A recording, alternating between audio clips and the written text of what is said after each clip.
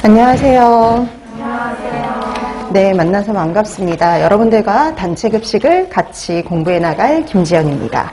자, 우리가 이제 이 단체급식이라는 단체급식 이제 수업을 하기 위해서 이렇게 모였는데요.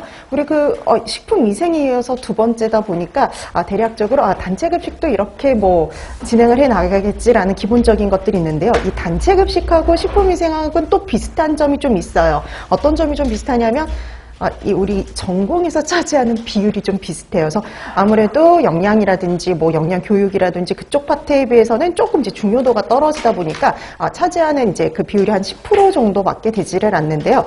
그래서 우리 왜 식품위생도 그래서 전공에서 차지하는 비율이 10%라서 6점 내지 10점 비율로 이제 시험 문제가 출제가 되는데요. 그러니까 많게는 10점까지도 나오잖아요. 식품위생은. 네, 단체급식은 절대 8점을 넘어가지 않아요. 그래서 보통 6점 내지 8점 그 사이에서 시험 문제가 출제가 된다라고 보시면 돼요. 자, 작년에는 그래서 6점이 100점이 되었었어요. 그래서 10%가 조금 못 미치죠. 그래서 10%가 조금 못 미치는 거죠. 그 정도에서 6점에서 8점 정도 이렇게 출제가 된다라고 보시면 돼요. 근데 맨날 6점만 나오는 게 아니라 8점도 나오기도 해요. 그래서 4점짜리 두 문제가 나오면 8점이 100점이 되는 거고 2점과 4점짜리가 배점이 되면 6점이 출제가 되는 거라 보시면 돼요. 항상 문제는 두 문제 가량이 출제가 됩니다. 자, 그래서 이제 이 전공에서 우리가 전공 80점 만점에서 10% 정도를 차지하는데요. 우리 왜 여러분들도 알고 계시지만 기입형과 서술형 두 가지 형태잖아요. 근데 기입형이 딸랑 6문제밖에 출제가 되지 않아요. 근데 그 중에서 항상 한 문제 정도는 단체급식이나 식품에서 기입형이 한 문제 내지 두 문제가 출제가 된다라고 보시면 되겠고요. 그다음 그 외에는 이제 서술형 문제가 출제가 됩니다.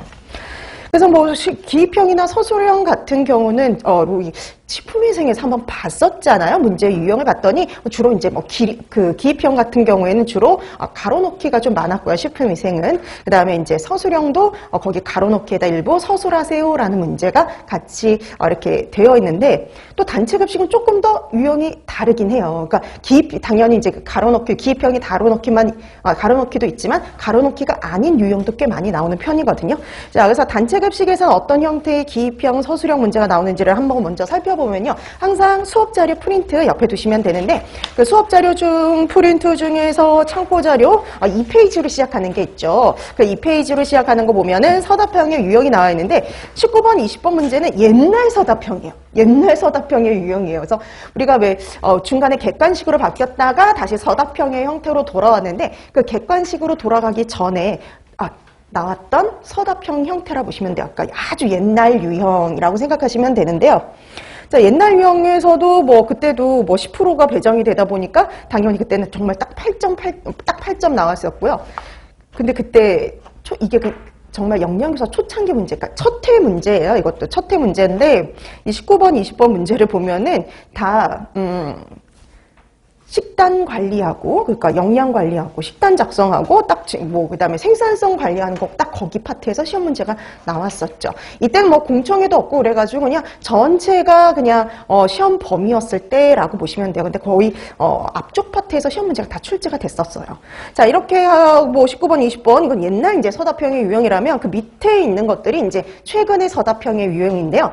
그 밑에 먼저 기입형이 나왔잖아요. 기입형이라고 해서 무조건 가로놓기가 아니라 그냥 단어 정도로 쓰는 건 다 기입형인데 이 단체급식에서는 그래프라든지 계산 문제들이 출제가 됩니다.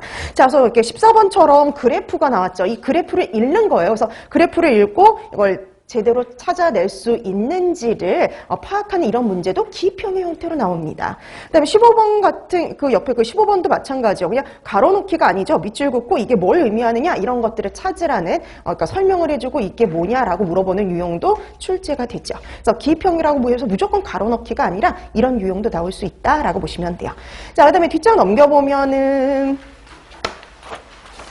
서술형의 유형이 나오죠. 이 서술형의 유형을 보면은 또 대화체들이 꽤 나오는 편이에요. 그래서 대화 상황을 주고 이거를 이제 써라라는 건데 이게 또 그 단체급식은 뭐가 좀 많이 나오냐면요. 장단점 쓰는 거예요. 장단점. 그래서 장단점이 있는 애들은 반드시 장단점을 기억하셔야 되는데 최소한 몇 가지를 기억하시면 되냐면 2가지요. 근데 그 이상을 쓰라는 건 아마 거의 나올 일은 없을 건데 보통 두 가지입니다. 그래서 최소한 장단점은 두 가지씩 정도는 반드시 기억하시는 게 필요해요. 그러니까 왜냐하면 그때도 말씀드렸죠. 요즘에는 채점하기 쉽게 나와요. 그러니까 예전에 초창기에는 별로 이제 그런 걸 신경을 안